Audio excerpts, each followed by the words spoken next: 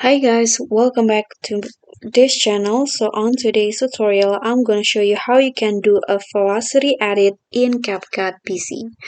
So first, you just need to add your clips to CapCut like this, and then just click on it and go to speed on the right panel here and slow down the clip into 0.2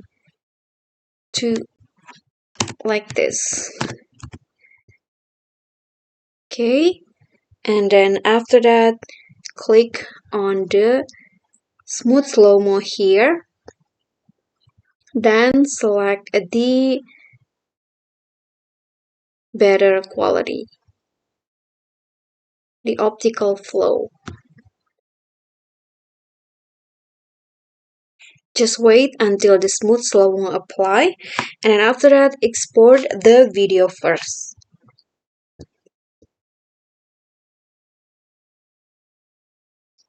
Okay, just click on export.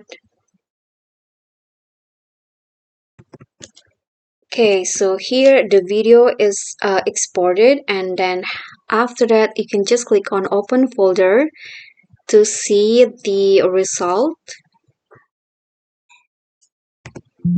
Okay, after that import this folder, these videos right here into CapCut. So I'm going to delete this first, then import the video that you just saved.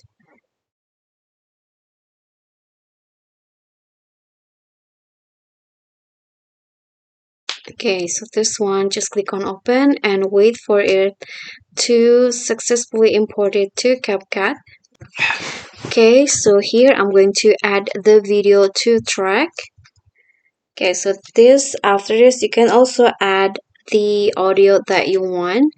I'm going to just pretend that there is an audio, and after that you can just split your clip at double of the length of the bit. For example, if the bit is on 0.5 seconds, then you need to split the clip in 1 second. So for example, in here you can just split it, then click on the clip, the small clip here, go to speed curve, then select the flash in.